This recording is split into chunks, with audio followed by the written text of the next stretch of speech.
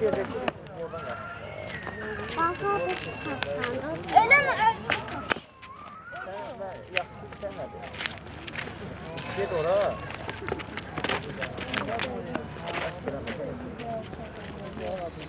Ha? Bir de maşın tuttu. Ne yiyeyim ben? Ayşe, bak yaxşı ben ne yiyeyim? Ben de qorxuram ki, gedməyəsən, sən deyəcək ki, abi, olur, kökələmədi. Niye? Burası deneyince.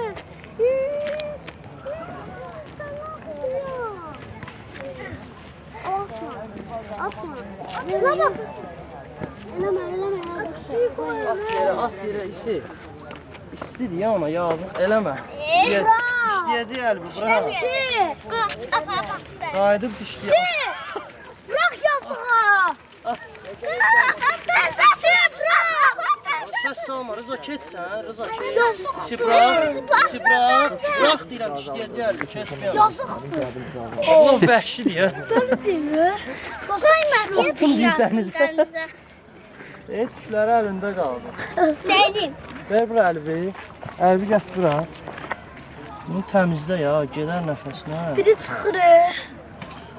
Yazık değil. Çikolatadan onu atar, denize incitmek olmaz. Olmaz. Yazıqdır. Yazık değil. Balıklar değil. Allah. Dayak bu balıklı var içinde. Gider de yatar. Köklü belə sağ. Yatsın. Balık tutmaz. Gel. Balık yiyecek. Ha, həri.